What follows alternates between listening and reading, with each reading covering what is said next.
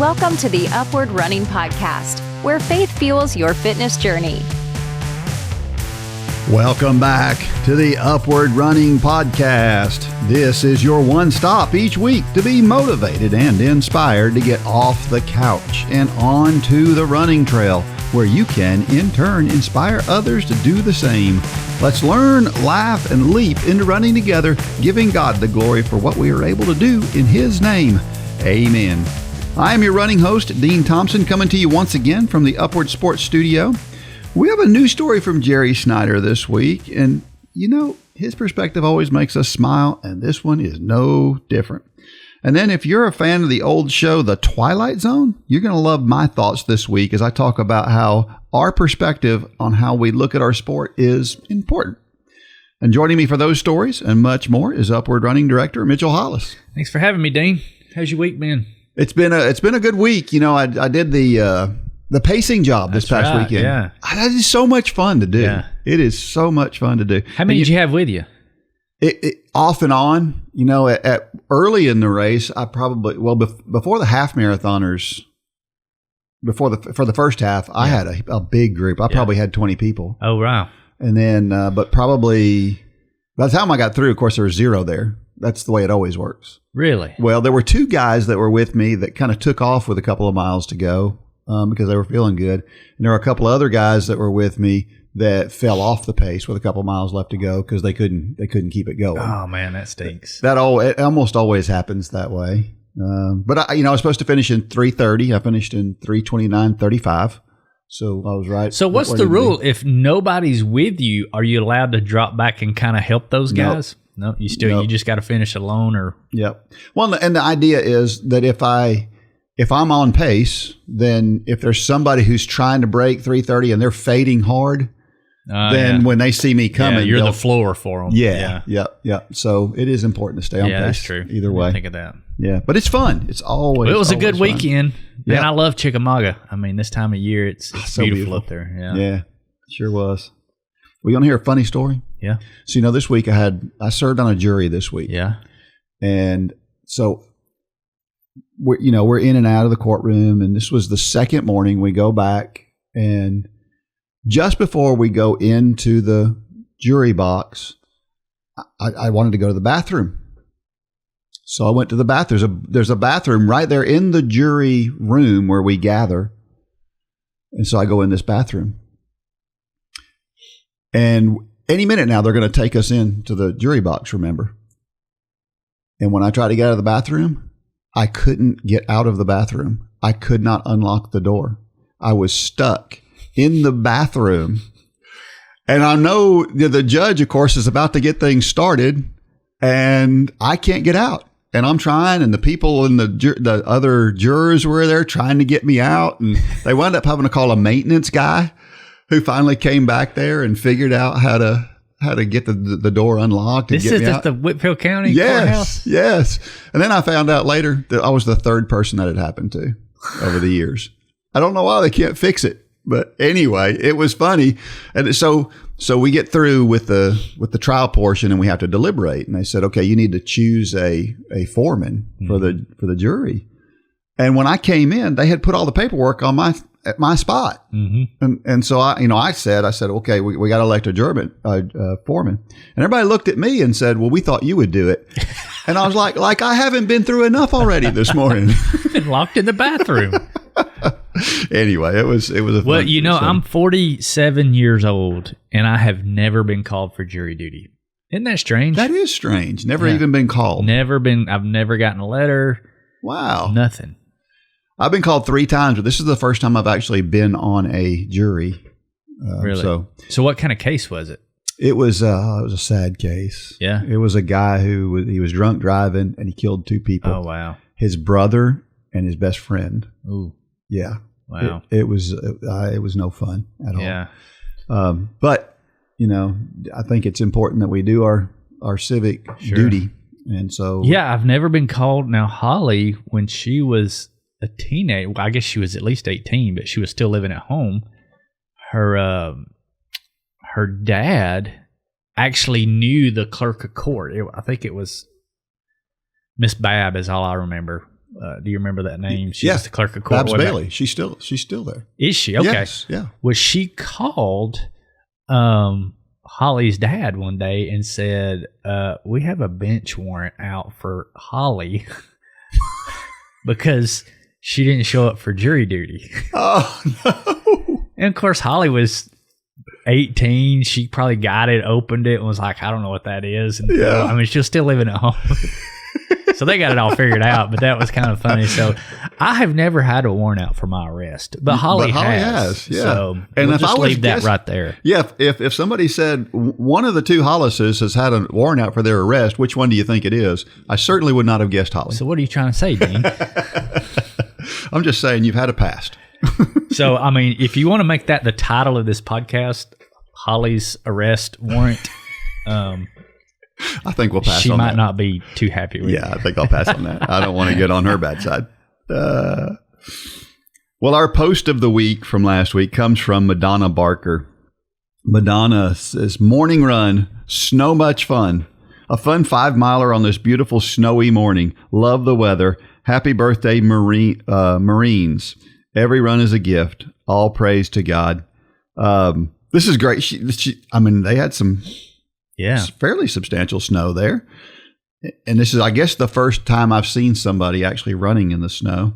So that's always cool. I love running in the snow. Although I did see there were some videos of the Junior College National Championship, which took place somewhere in Iowa.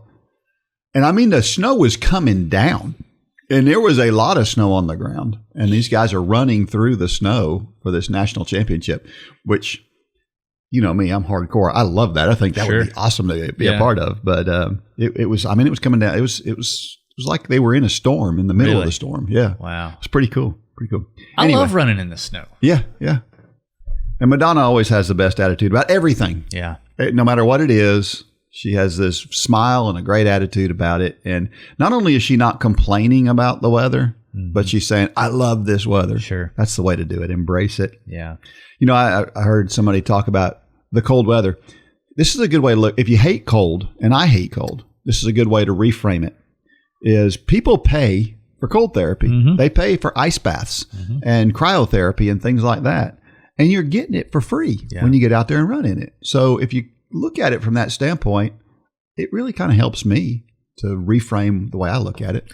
Yeah, I mean, but it's, I love finishing in the cold.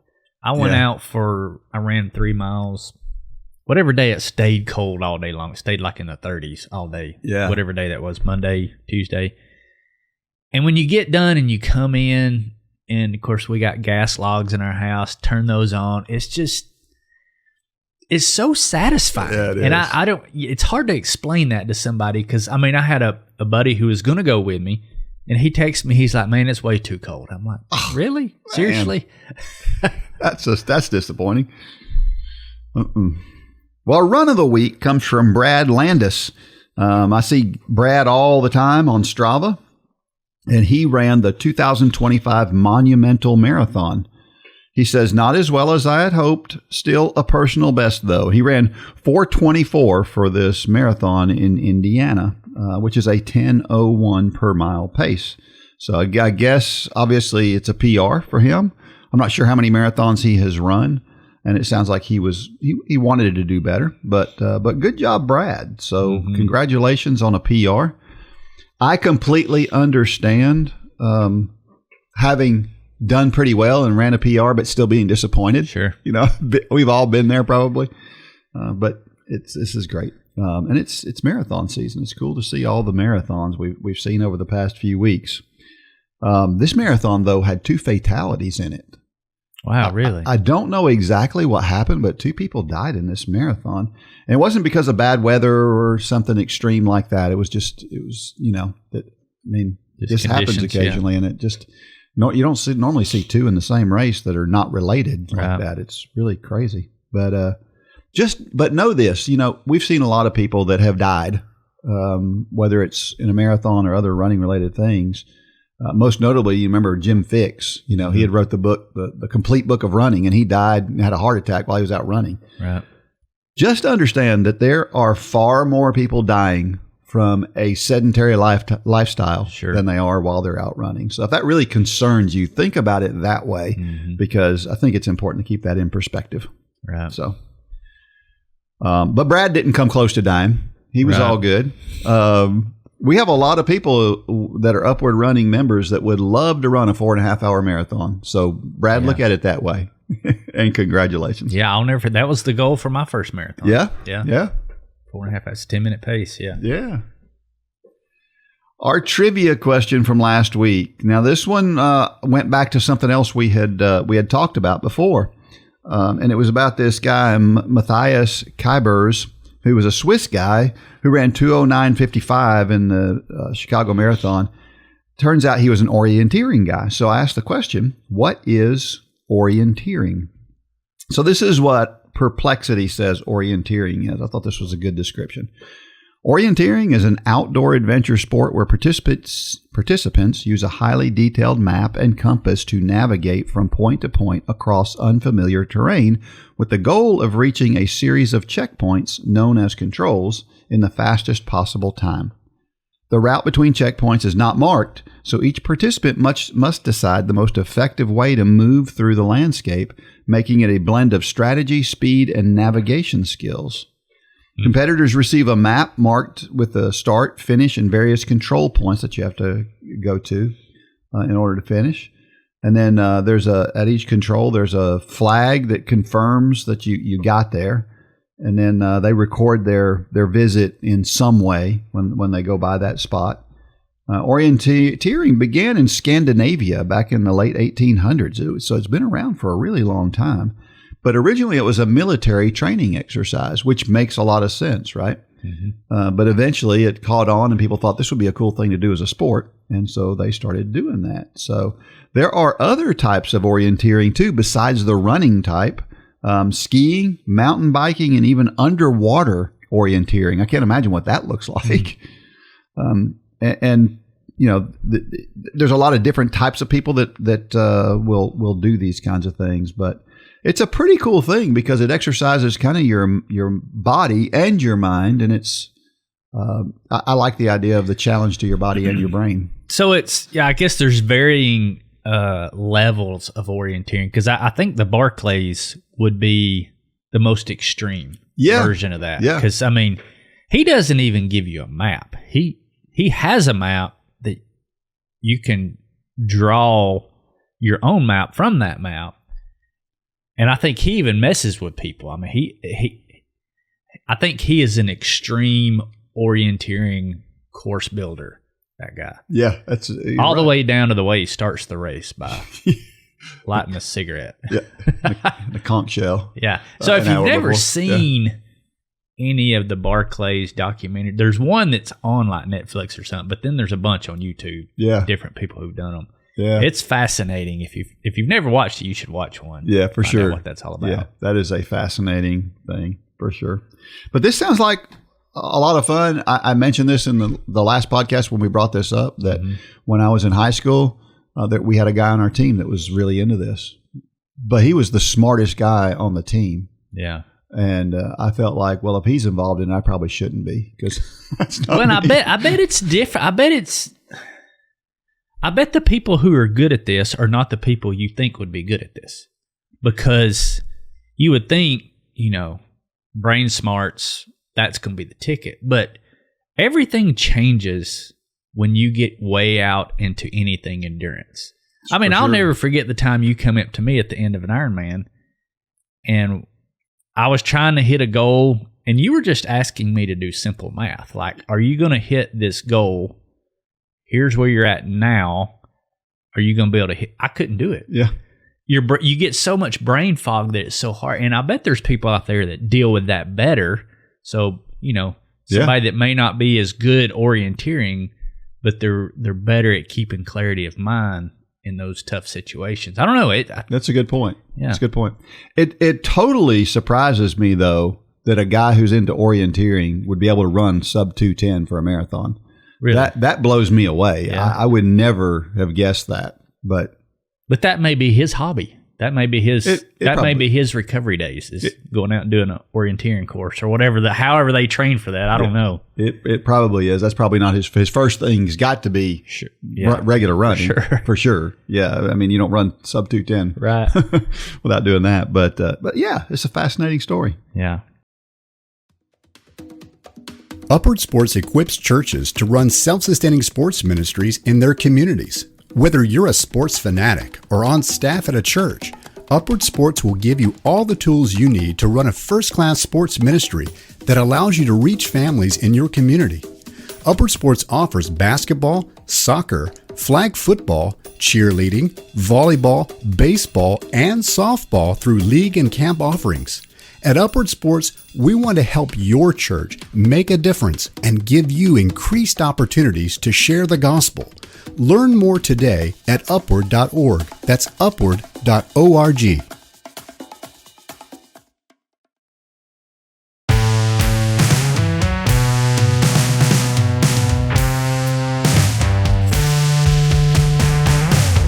Don't forget that we have a place on our website where you can submit your story so that we can use it right here on this podcast. And we would love to hear whatever your story is. Just something running, God, put those things together. I'm sure you've got a story. So share that with us at upwardrunning.com / submit your story, right? Yeah, it's submit your story. Yeah. You went blank there for a second. I did. I'm like, yeah. You wouldn't be very good at orienteering, I don't think. Doesn't sound like it. I don't think I would. I'm not a big outdoorsy guy anyway, you know. I mean, I like being outdoors, but I'm not a big. I think it would be fun to do it. I think it would be fun to try it. Yeah. I don't know that I would want to try to be, to me, trying to be competitive and do that seems miserable. Yeah. But to do it as like a fun race, that would be a lot of fun. Yeah, it does seem like it'd be fun. All right, this article comes from Dezeen. I don't know what magazine or what site that is or what that even means, but I do know this. Nike's first neuroscience-based footwear is designed from the brain down. Sounds like great marketing. Yeah. Well, these shoes are freaky looking. Really? Oh my goodness, they are really, really strange looking, but and I'm not a big Nike guy, but they are always on the cutting edge of a lot of things. And so with this, the Mind 001 and Mind 002 trainers, they're just designed in collaboration with neuroscientists to improve the connection between mind and body.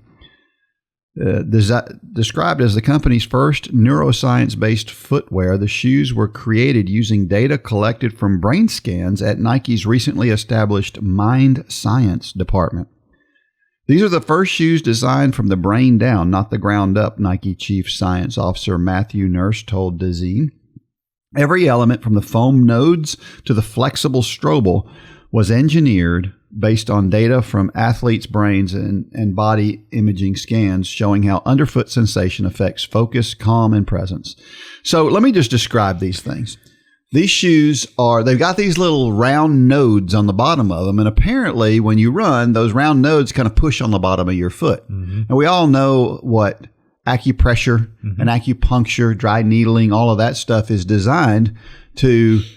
There are certain spots on your feet that affect other areas of your body. And so apparently what this is designed to do is to help stimulate those areas of your brain. So, I mean, it's really kind of fascinating. Did you see the picture? We'll put a picture up on the video. But you know what it reminds me of when you first look at it? What does it remind you of? They look like moon shoes. The Tesla Cybertruck. Oh, yeah.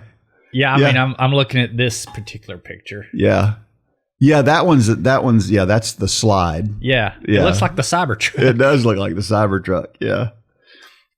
But this is a whole new field that they're talking about getting into. It's just the beginning. That's what he said. Once you understand how sensory feedback influences focus and recovery, that insight can shape everything from training shoes that calm pre-competition nerves to recovery slides that help reset the mind after. This is really interesting. So are these out on the market now? I don't know if they are or not. I think they just... All I'm seeing is articles about Yeah, them. I think they just unveiled them. I don't think they're actually out yet. But this is interesting. I like these companies that push the envelope and try out new things. I mean, it makes sense. It really it does. Actually, make sense. they are. They are? The training shoes $145 and the recovery slides are $95. Huh. I might So have not to as expensive as I thought something like this would be. I might have to try a pair just because I just like to try new stuff. Yeah. And this may turn out to be a gimmick. Certainly we've seen a lot of that stuff that does turn out to be a gimmick. It kind of feels like it may be a gimmick, but it may be a big deal too. You never know. So what I'm seeing is that when you're running and you plant your foot, those nodes pop into your foot, and then when you come off your foot, they pop back out. Yeah, that's what it seems like. Yeah. Yeah. So it's basically a little mini massage every time your foot hits the ground. That's what it sounds like. Wow. Yeah. It's fascinating. I'd love to see a pair. So I may have to order a pair and try them and see. But again, I mean, we've kicked this around many times before. To me, we don't need technology that makes you feel better or less fatigued in training. Well, that's true. We need that in racing. I guess that's true. Yeah. Because you wanna stress your body in training. Yeah. And this is kind of doing. I don't know. Well, but it's kind of the whole idea of the carbon. I get it that it's supposed to make you less fatigued, so you can do another workout or whatever. But yeah, a lot of this stuff it seems like it would be better suited for racing. It may be. Yeah. Or using occasionally and not all the time. Right. Yeah. Or the recovery slides. I get that.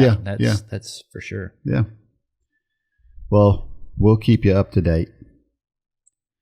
Well, this week's story is from Jerry Snider. And, I just want to say I'm so thankful for Jerry and for Rhonda that they submit so many stories. And I'm so thankful for them that they are so faithful, because that has kind of kept us going for the last year or so. We've had a lot of stories from Jerry and Rhonda. So thank you, Jerry and Rhonda, for all of these stories that you guys send us. Now, on this one, Jerry is showing his age. I think he's in his 70s. Yeah. But great guy. Because this is a phrase that you don't hear much these days, but it is one that I heard a lot when I was a kid. Sure. So, again, from Jerry Snider, this one's called About Those P's and Q's. Pay attention to what you're paying attention to. Howard Rheingold, author and teacher. Have you ever had someone warn you to watch your P's and Q's? What exactly does that mean? It means to watch your manners, be on your best behavior, and pay close attention to details. No one is certain how the phrase got started. One theory is that way back in the 17th century, bartenders who were keeping track of the pints and quarts of beer folks were drinking shortened the instructions, the phrase to mind your P's and Q's. Another story is, be careful of the lowercase letters P and Q when learning to write or setting print type in an old printer. Those letters are easy to get confused. Today, I'm offering some different P's and Q's. These are to help you be a better runner. Our first P stands for perspective. And to help illustrate what I'm talking about, here is a poem written by Ella Wheeler Wilcox. It's called The Winds of Fate. One ship drives east and another drives west. With the same self winds that blow, 'tis the set of the sails and not the gales that tell the way to go. Like the winds of the sea or the waves of fate, as we voyage along through life, 'tis the set of a soul that decides its goal, and not the calm or the strife. Talk about perspective. That's good. Problems is another P word, and problems are part of life. Your perspective is how you deal with them. I suggest you choose another P word to handle them. That P word is positively. As a wise man once said, sometimes your gifts come wrapped in pain. Positive thinking will help you find that gift even when the package is not attractive. And another P word to be on the lookout for is pals. Make sure you're hanging out with the right people, folks who are going to encourage you to persevere, be patient, and find a way to pursue your goals, and praise God for your gifts. That's 4 more P words. Pack is a P word too. Pack a good lunch. Make sure you're eating the right foods to fuel your body and mind. How about the P word punch, as in punchline? Have you ever heard any good jokes lately? You may not survive this world without a good laugh now and then. Let's move on to some Q words. How about quiet? Turn off the music and the podcasts occasionally. Listen to the sounds of nature when you run. Do you hear those birds singing? Do you hear that gravel crunch under your feet? How about this Q word? Quit. Get rid of any bad habits holding you back from success. Time for a Q word quiz. Ask yourself some good questions. What did I learn today? What do I need to do more of? What do I need to do less of? What do I need to start doing? What do I need to stop doing? And finally, our last word, quack. Make some noise and have some fun, and you'll find a richer and fuller life. Tried and true Jerry right there. Yep. I never knew they didn't know the origin of this phrase. That's kind of fascinating that we have these phrases. You don't hear that much anymore. No, you don't. You don't. But I don't know. I think the most likely origin is the one with either teachers or the typeset thing. You know, where when you put typeset into because you're putting the typeset in backwards, it's probably really easy to put in the wrong P or the P or the Q. Right. In that case. Yeah, I don't think it's pints and quarts. I don't. That just doesn't sound. Yeah. That doesn't sound right. I think there's just a fraction. There's a faction of people that probably think that sounds cool. Yeah. I like that poem too. This whole idea that it's not the weather around you, it's the way you set your sails in relation to that wind. And it made me think that, the worst thing for a sailor is not that you have wind in the wrong direction. It's if you have no wind. Right. You don't want to have no wind. You can't sail at all if you have no wind. So even if you have a wind, you can still sail even if it's blowing in the wrong direction. But I just thought that's fascinating because that's kind of the way our lives work. Mm-hmm. We need a little bit of friction occasionally. We don't need our lives just to be too easy. Right. Because that's not good for us. And we don't grow that way. Yeah. I think I've always looked at as hard things as challenges. I had a conversation last night with a young person, and they've just gotten their real estate license. And they went to ask a person if they would want to sell their property. They had a developer friend of mine is wanting to buy this piece of property, and they sent her to go see if this person would buy it. And she was telling me about this interaction. She said, "Oh, they just laughed at me. They're not willing to sell. They were so mad," and went completely negative. And I tried to refrain her. I said, look at that as a challenge, because that is very common for somebody to say, "No, I'm not interested."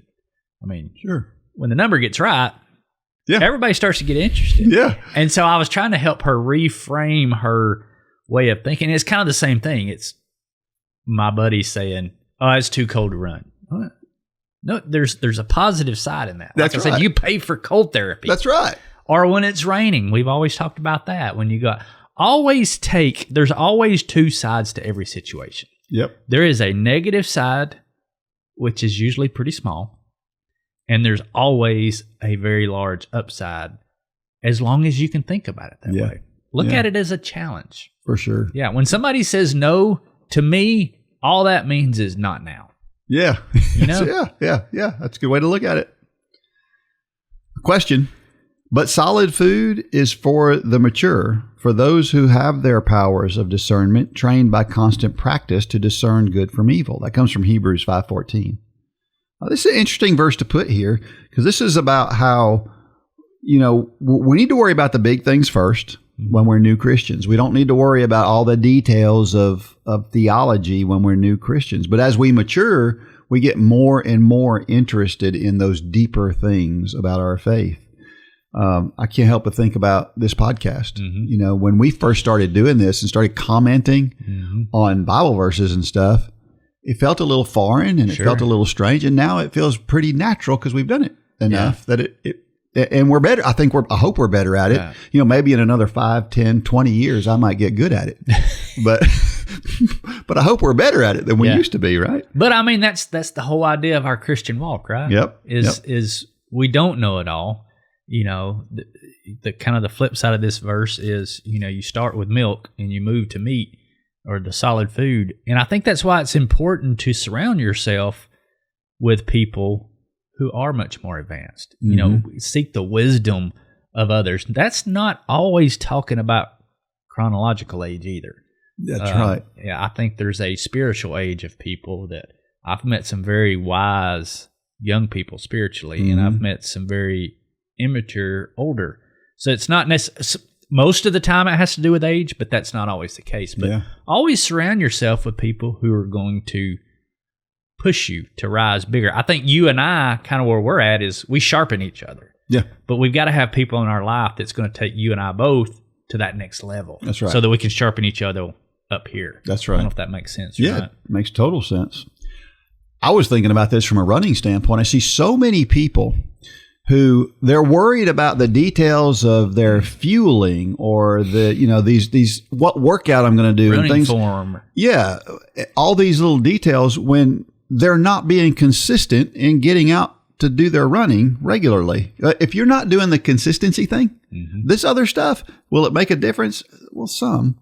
But the most important thing, the biggest bang for your buck, is be consistent. Are you getting out the door? Yes. If there's 3 workouts, did you get the 3 in? That's a good place to start. Yep. Yeah, I guess another way to say it based on this story is you don't really have to worry about minding your P's and Q's until you learn how to read.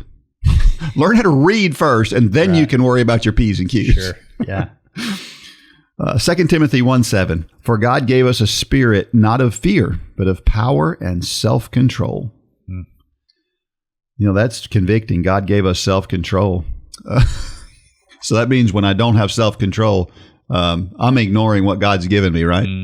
That's really kind of scary to think about. Bible tells us not to fear 365 times. You know, if we can get that right, if we can really, and I think that's the reason why the Bible tells us so many times, is because if we can get that right, then I think it's easier for us to understand the power of God and that He's sufficient for all the things that we need. And I just think that's a big deal, is to get past that. You know, I've talked about my anger issues in the past many times here. Anger issues, if you have that issue like I have had, that's a lack of self-control. Sure. That's what it is. And it hurts to say it, you know, when you say it out loud, because it's like, I don't want to admit to not having self-control, but that's what it is. And so whatever we're doing, realize that if we're reacting in inappropriate ways, it's a lack of self-control. Yeah, but the first step to fixing that is admitting that it's there. That's right. And on this verse, I mean, the opposite of fear is faith. Yeah.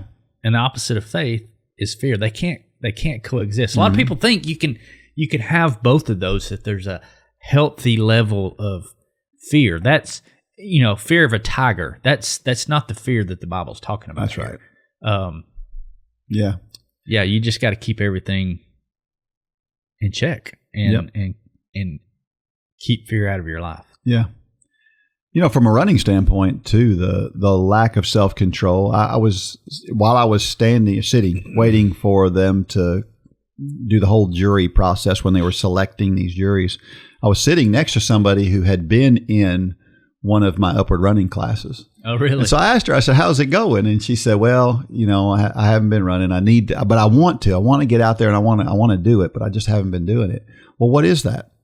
It's a lack of self-control. Now, I didn't say it to her that way, but realize if you're answering questions that way, that's what it is. Yeah. And so if you want to be out there doing more running and or walking, then just go do it. Sure. Just do it. 1 Timothy 4:7 and 8. Have nothing to do with irreverent, silly myths. Rather, train yourself for godliness. For while bodily training is of some value in every way, as it holds promise for the present life and also for the life to come. You know how if Timothy wrote this verse today, you know what I think he would say in that very first part? Leave your phone at home? Yeah, or stay off social media. Yeah. Because, I mean, there is good things about it, but the doom scrolling, you're falling right into the trap of those first 8 words up there. Yeah. These have nothing to do with irrelevant, silly myths. Because, gosh, it seems like it's getting more and more that you can't trust anything you see. Oh, it's not kidding. In the day of AI now, it's like, is that even real? And it's not usually. That's the scary thing. Yeah. It makes me wonder where social media is going to be in 5 years, 10 years. Is it even still going to be around? Yeah. Unless they figure out how to block AI. Because like I said, it seems like 80% of what I see now, it seems like it's fake. Yeah, It's true. It's true. And the scary thing is, there's a lot of people believing that it's real. Yeah. Well, some of that's been there for a long time. I think they said that somebody estimated that as much as 80% of the traffic on Twitter, back when it was Twitter, were bots, which is essentially AI.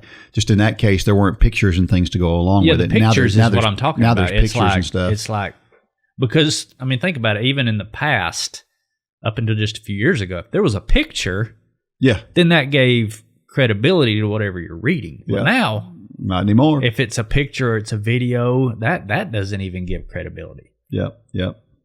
Yeah, this is talking about focusing on what matters. And so, over the past few weeks, we've talked about Travis and Claire both hitting these big goals in their running. Well, how did they get there? They got there by not worrying about the stuff to the side, but they put their training up front, and they did and checked off all of the things that they needed to do to get there.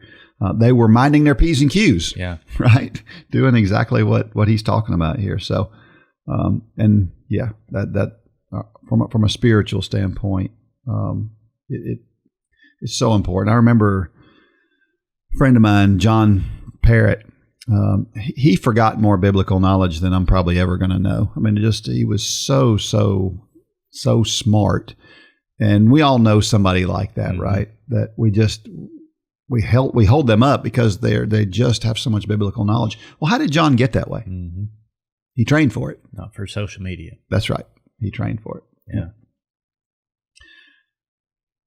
Question: what is your favorite P word? Mine's perspective. Yeah. I just think because we just talked about it, in every situation, there is a positive side and a negative side. And the only difference in those two is your perspective. You can take the most horrible things that come at you and look at it and find the positive in it and go with that. Or you can find the negative in it and you can just be buried by that. Yeah. And the only thing that has to do between those two is your perspective. Yeah. How do you react? Do you run to the negative side or do you run to the positive side? I tend to run to the positive side, even though I can get drugged down in the negative side of positive things sometimes. Yeah. Yeah. That's a good one. I like that one. How about progress? That's another good P word. Yeah. I mean, I like to feel like I'm always making progress toward or progress, whatever. as they would say in Canada. Yeah. Toward whatever that goal is. Yeah. I think that's a good word. So, I've got this race coming up in January. I'm hoping that every day I go out and I run, I'm doing something to make progress towards running well there. I'm hoping that I make progress in being a better Sunday school teacher, over time. So I think progress is important. What's your favorite Q word? Quality. That's good. I like that. We've always tried to do this through the years with Run for God and now Upward Running is we don't, it seems like in today's age, and I'm going to run the risk of sounding like my grandpa here, but quality is not a priority anymore. It's get it out the door as fast as you can. And I think one thing that I've always been proud of this organization is that we don't put it out the door unless it's top notch. Even down to I remember back in the days when Holly and Gay were doing the printing. I mean, if a logo on the shirt was an eighth of an inch off, Holly was throwing it in the garbage can. Yeah. And I'll never forget Gay diving in and getting out and like, we'll use that at our house for seconds. But that mentality, I think is something that's fleeting. But the great thing about it is the people with that mentality nowadays. I've tried to tell my kids this, that the contrast is so wide now. Yeah. Between quality. It's so obvious now, the ones that are running to the bottom and the ones that are trying to maintain a level of quality. And that bleeds over to every area of your life. If you do that in one area of your life, then when you get to training, you're going to have that same standard in your training. Or when you go to your job, you're going to have that same standard. And you're going to set yourself apart from other people if you just have that mentality. But you got to start in one area. So if it's for you and it's training and you're kind of haphazardly getting your training in. Some days you're getting 2 out of the 3 workouts in. Strive to be the best. Yeah. I remember was it Melania Trump's first initiative, and it was Be Best. Yeah. You remember that? I don't. I love the simplicity of that. Every first lady has an initiative. I think in Trump's first term, hers was Be Best. Huh. And it was just the idea of whatever you're doing. Because as Christians, right, we're supposed to be doing it all for the glory of God. That's and right. If I'm not giving my best, then I'm hurting my testimony. Yeah, that's a good point. What's your favorite Q word? Quit. Well, that's not a good one. It's not a good word, but that's, so many times our bad habits get in the way of my P word, that's the progress. True. Right? There is good quit. Yeah. And that goes for it goes for running, and it goes for our spiritual life too. So many things we need to quit that get in the way of our relationship with God. So many things we need to quit that get in the way of us getting in those workouts and doing the things we want to do to progress towards our running goals. We need to quit making excuses. That's just something that we're all guilty of it at one point or another. If we can ever get past making excuses for ourselves, I feel like making progress is right around the corner. What P or Q word will you be sure to mind today? I'm going to be transparent here. I didn't know what this question meant.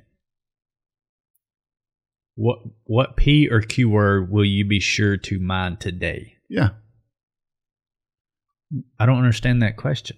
Which P or Q word will you hold up today as being something you're going to pursue? Oh, like what are you going to pursue today? Yes. With the word P or Q. I said, how about the word perfect? Jesus tells us in the Sermon on the Mount to be perfect as your heavenly Father is perfect. And that's the standard. That's right. Now, obviously, he's not talking about the expectation of us being actually perfect. But what he is saying, it's kind of like what you were just talking about. It's quality. It's the idea of trying to be as close to Jesus as you can be. And the Bible tells us, I think it was Paul that said, we're being perfected, right? Mm-hmm. And that the idea is that we're getting better. We're making progress steadily over time. And so that this word perfect, I think, is a good word for us to think about from that standpoint. Yeah, that's why I love the version of Hebrews 12:1 that says the author and perfecter of our faith. It doesn't say the author and of our perfect faith. Well, this is a great concept for the idea of watching our P's and Q's, because that's what watching our P's and Q's is all about. It's paying attention to detail. It's getting a little bit better, a little more every day. That's kind of what it's about. And this is one of the things that running teaches us. It teaches us that being consistent, minding our P's and Q's, as Jerry is putting it here, and doing the little things is what helps us get towards goals. And we realize that the better we do at minding those P's and Q's, the more progress we make. And what's great about running and or walking, especially if you want to be competitive at it, is there's a stopwatch. Mm-hmm. So if you're making progress, and that's a great thing. So, so kind of to wrap this section up, what are the P's and Q's of our faith? What are the P's and Q's of our life? I'm not even going to say faith. What are the P's and Q's of our life? To me, the P's and Q's of our life is quiet time, in prayer, and in the Word. To me, if you really boil it down to one thing that is the most important in our life, that's it. Yeah. And to your point, you put it in the terms of training, but so many times we get these, self-help book or even spiritual books, Christian-based books, and we're find ourselves, why am I getting stronger in my faith? Well, that's kind of like worrying about form and not actually getting your workouts in. If you're not getting your quiet time in and your daily prayer time with Christ, really just you alone. I'm not talking about praying over your meal at lunch with your work friends. I'm saying that 10, 15, 30 minutes or an hour, whatever it is for you a day, if you're not getting that in and you're reading some great Christian book, I'm reading a couple right now, that's like working on your form while not getting your workouts in. It's just as crazy as that. But for some reason, we don't connect those dots so many times. So to me, the P's and Q's of life are prayer and quality time with Christ. That just fell right into place. That's pretty good. Yeah, I like it. Prayer and quality time with God. That's it. Simple. It can be terribly hard to stay on track as a runner or a walker. The world also makes it difficult to stay on track spiritually too. For pennies a day, Upward Running can make both of these journeys more fun and much easier. Join Upward Running today and get access to training plans, videos, and the best group of active Christians you will find anywhere. Go to upwardrunning.com and sign up today.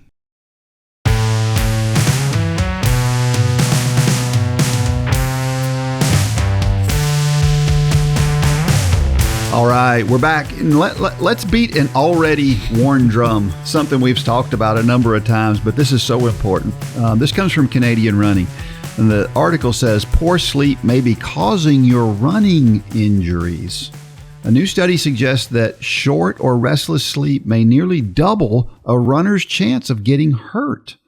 This says millions of runners might be doing everything right with training and nutrition while missing one crucial piece of the recovery puzzle: sleep. A recent study by researchers from the University of South Australia, reported by Science Daily, revealed that those who skimp on sleep could be nearly twice as likely to get injured as runners who sleep well. So they have this study, 425 recreational runners, and they looked at the ones who didn't get enough sleep or got poor sleep versus the ones who got good sleep, and the difference was stark. And 1.78 times more likely to report an injury if you were getting poor sleep. And this is so important. We've talked about this how many times now about how important sleep is. But this article finishes with this statement: rest shouldn't be a luxury. It should be part of every runner's training plan. And not just training plan, but for life in general. So we just talked about P's and Q's, right? Yeah. P's and Q's of life. Well, P's and Q's of fitness is recovery. We think it's the workouts, but it's actually not. That's where you do the damage. So you can't get faster if you can't get recovered. Well, what's the P's and Q's of recovery?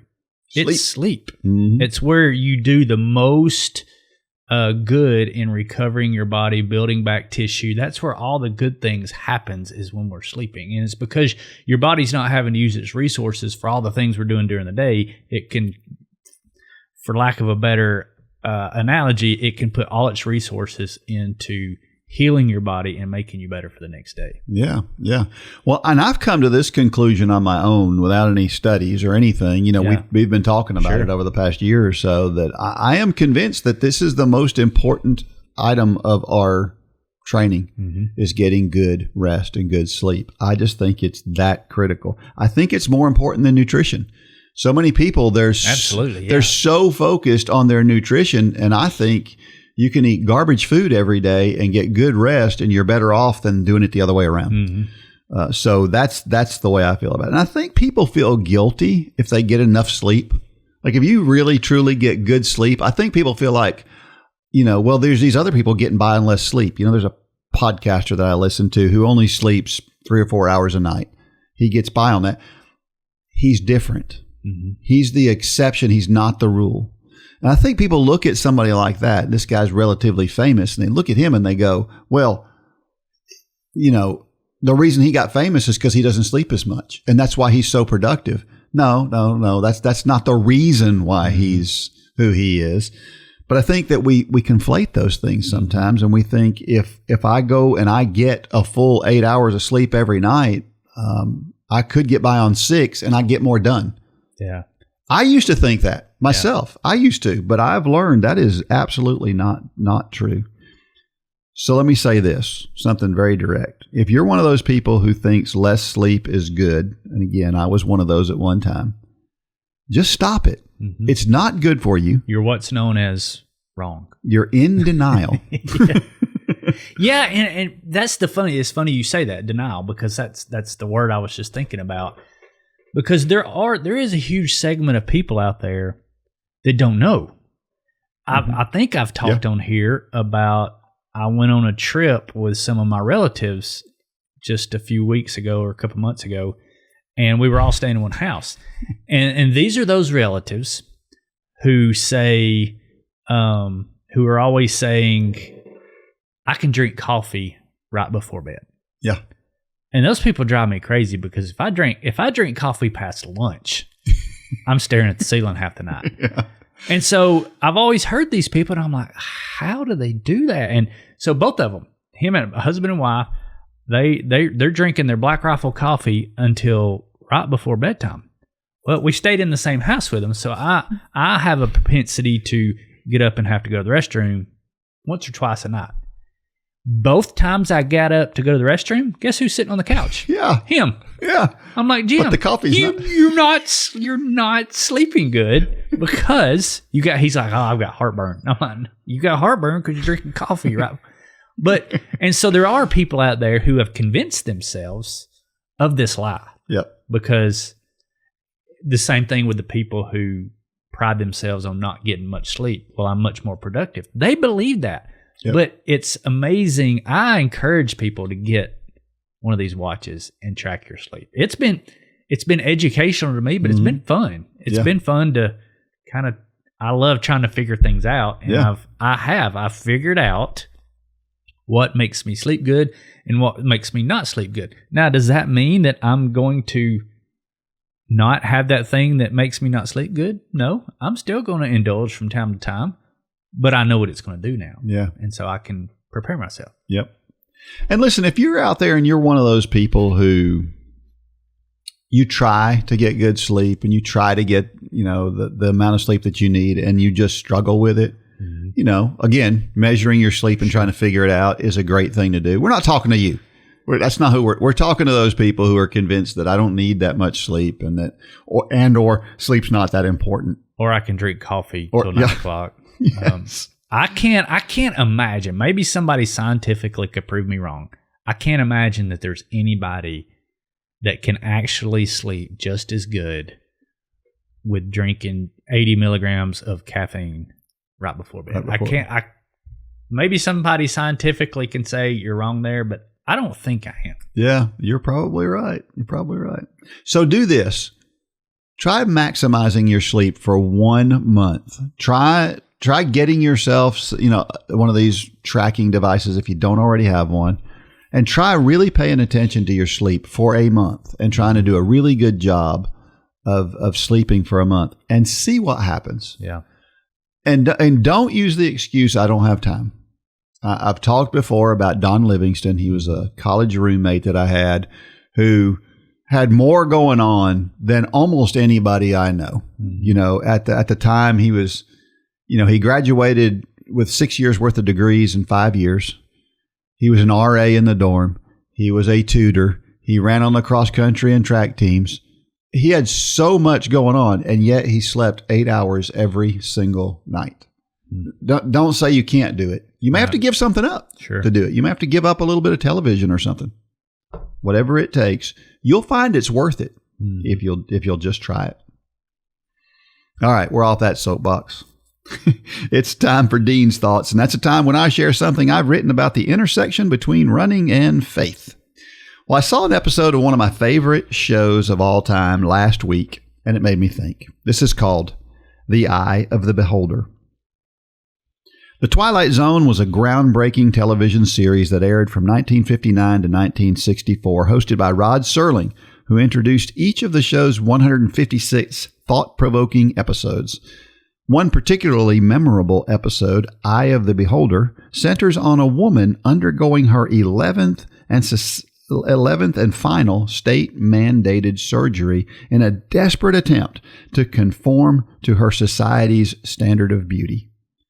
Her face remains concealed throughout the episode by layers of bandages post the final surgery. The doctors and nurses lament the injustice that deformed people in this future world must live isolated from the rest of society. As anticipation builds, the atmosphere is thick with hope that the surgery has succeeded. The woman clings to the prospect that she might finally be unburdened by the ugliness and able to live freely among others. Even though she doesn't want to hear it, she's told about secluded communities that she can join if these efforts fail. But when the last bandages come off, the audience is confronted with an unexpected twist. By our standards, the woman is strikingly beautiful. In contrast, the doctors and nurses are the ones with grotesquely distorted features. The episode's message rings clear. Beauty is subjective and truly in the eye of the beholder. Reflecting on this episode, it strikes me how similarly people perceive running. Many view running as burdensome, even torturous activity, something to be avoided and even used as occasional punishment. Yet for others, running is a source of purpose, joy, and even beauty. Why such a disparity in perspective? Ultimately, it's all about the eye of the beholder. For those who have never truly given running a chance or have only experienced it through negative situations, the value and satisfaction it can bring remain hidden, much like the misunderstood beauty in the Twilight Zone episode. This parallel extends even further into the spiritual realm. A relationship with Jesus Christ often seems foreign or even nonsensical to those who have never experienced his love or comfort. To some, it's an abstract concept. How can you have a relationship with someone you can't see or who you can't sit down and enjoy a coffee with him? Yet to those who have truly encountered Christ, that relationship is undeniably real, powerful, and life-changing. It becomes the defining hope and anchor of the soul, no less concrete than any friendship or family bond. In truth, our perceptions of people, of activities, even of faith, are profoundly shaped by our experiences and the standards imposed by the world around us. If running seems agonizing or a relationship with Jesus appears implausible, perhaps it's not the things themselves, but our perspective that needs to change. Just as Eye of the Beholder challenges us to question cultural definitions of beauty, we can reconsider what we deem worthy or foolish, worthwhile or unattractive in every area of our lives. Ultimately, whether it is beauty, endurance, or faith, so much depends on the eye and heart of the beholder. For those willing to look deeper, to try anew, and to open themselves to unfamiliar possibilities, an entirely new world of meaning and joy awaits. It's a great word, Dean. Yeah, I get a lot of looks when I say I enjoy running. Yeah. From people who are not runners. But I've also said, that I love running, but I completely understand those who don't. Yeah. It's all about your perspective, just what we've already been talking about. And I'm not saying that everybody should enjoy running. There's certainly, I can understand, again, people who don't. It's fine. Sure. But I think there's a subset of people out there who have never given running a chance because they've never tried to do it the right way. Yeah, I was going to say, or they've not done it the right way. Yeah. And if that's the case, then you don't really know. Sure. You have this. It's popular to say, "I don't run unless something's chasing me." Yeah. But that doesn't necessarily mean that you wouldn't enjoy it if you took the time to figure out how to do it right and try to enjoy it. Well, it's kind of the same argument that people have with Christianity. Yep. They feel that to become a Christian, they're going to be giving up a lot of stuff. And that's true. but the things that you'll be gaining in the process far outweigh anything that you're going to be giving up. But they're so hung up on their perspective of, well, I enjoy doing these things, and those don't line up with a walk with Christ, so therefore I don't want to give these things up. And it's just a wrong perspective of our walk with Christ. Yep, absolutely. I looked at it this way. We are limited in the type of fun that we can have. Yeah. Right? We're limited in what it is that we can do to have fun. But what we're not limited in? We're not limited in the amount of fun that we can have. We can have all the fun we want to as Christians. Sure. Some people think Christians don't have fun. Well, the studies show that Christians are actually happier people. They're having more fun than non-Christians. Sure. And that is the absolute truth. So, and it's because our heart's different than those others. There is no better way to start the day than in the Word. Our Bible in a Year Challenge is a great way to start the day in the Word as I read through the entire Bible in 365 episodes. I also share helpful tips each day along with encouraging quotes. Choose the self-paced challenge so that you can go at your pace. You must be an Upward Running member for access to this exciting challenge. So if you're not a member, sign up today and get started. If you are a member, it is just a click away to get started today.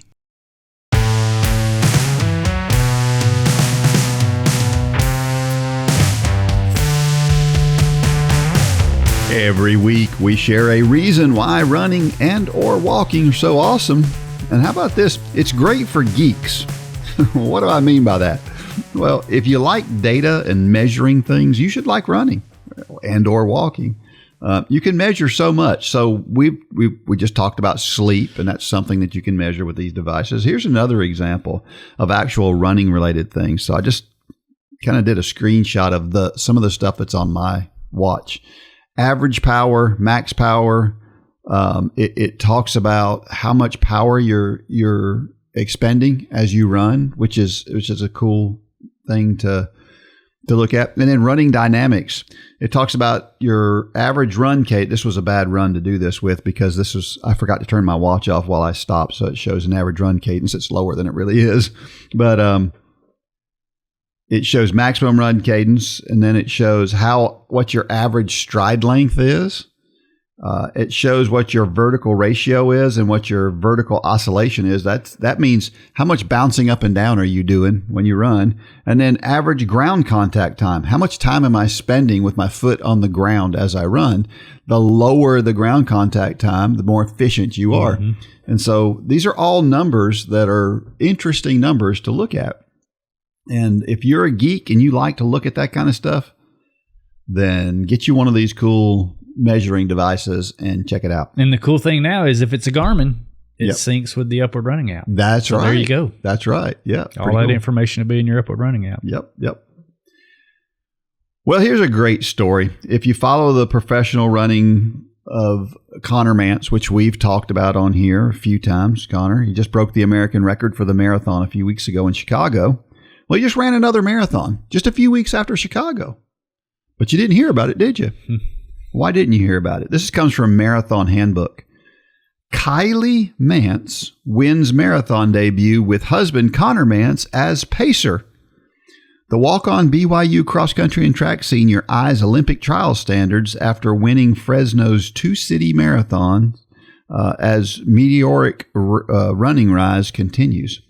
So in her marathon debut, Kylie Mantz, wife of U.S. Olympian Connor Mantz, won the Two Cities Marathon in Fresno, California. She ran 2:43:49.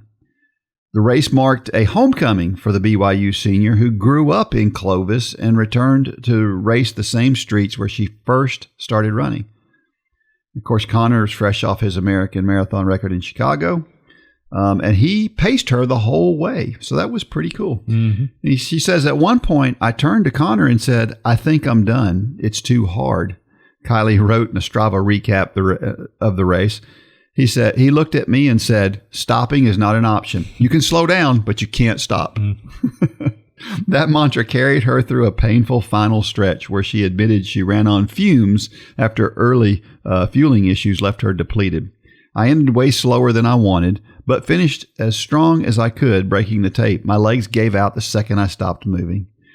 So here she's run 34:57 for 10,000 meters for BYU.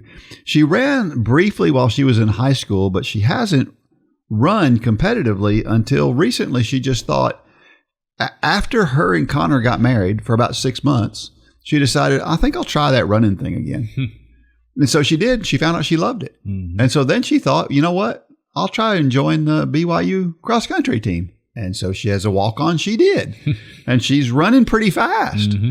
And so it's a neat story. And so for her to have Connor Mantz, and how many husbands would do this? Sure. The idea, Connor doesn't, this is detrimental to his training. That's his livelihood. Yeah. Yeah. And so but he did it anyway because he loves her, and it's pretty cool. So the Olympic trial standard is 5:58 pace. So they ran 5:58 pace for 18 miles, and then she dropped off after that. But the idea was to see how long she could hold that pace. Not necessarily that she go all the way to the finish, but let's see how long we could hold it. And so that's a pretty impressive thing for her to have done. And it looks like to me that the Olympic trial standards for the last Olympic trials was 2:37. It looks like to me, if it stays somewhere around the same area, it looks like she's got a good chance of qualifying for the Olympic trials. So it's a pretty neat story. Yeah, for sure. I love the idea that Connor is willing to go out and do this. Really, really cool. Our trivia question for this week. True or false? The average marathon finishing time is more than double the world record. That's a good true or false question. So you got a 50% chance of getting it right. So I expect to get flooded with emails from people. Sure. And don't even look it up. Just go with your gut. Yeah. And send the answer to dean@upward.org. And if you're the first member to send me the correct answer, you will win $20 off in the Upward Running store. Our motivational thought of the week comes from Des Linden, one of my favorites. Mm-hmm. She was a Boston Marathon winner in 2018. She said, "Some days it just hurts, but that doesn't mean it's not worth it." What a great quote. Sometimes the hurt is the best part of it, or at least that's what I think. When something hurts and it's hard, I like to look at that as when I feel that, I feel more alive when you feel that. So I think it's pretty cool. There's not nearly as much fun in easy, if you ask me. That's the way I look at it. Nothing good ever comes from easy. Yeah, that's right. Did I say that right? Most growth comes from hard stuff. Sure. Yep, for sure. No question about it. Everything worth doing didn't come easy. That's right. Maybe that's the better way to say it. Yeah, that's a good way to put it. All right. If you're not part of Upward Run Club, make sure that you check it out. Go join Run Club. Download the app. The app is getting better and better. As you mentioned, we now have integration with Garmin. Guided runs are there. The guided run. Some really cool stuff. So make sure that you do that. Hopefully you're already subscribed to this podcast. If not, make sure you subscribe. Make sure that you rate this podcast, and make sure that you're sharing it with other people so we can get the word out, because we want to see more people with a relationship with Jesus Christ, and this is the way we do it. All right, until next week, may God bless every step of every run and or walk. Go out there and shine your light. Good job, Dean.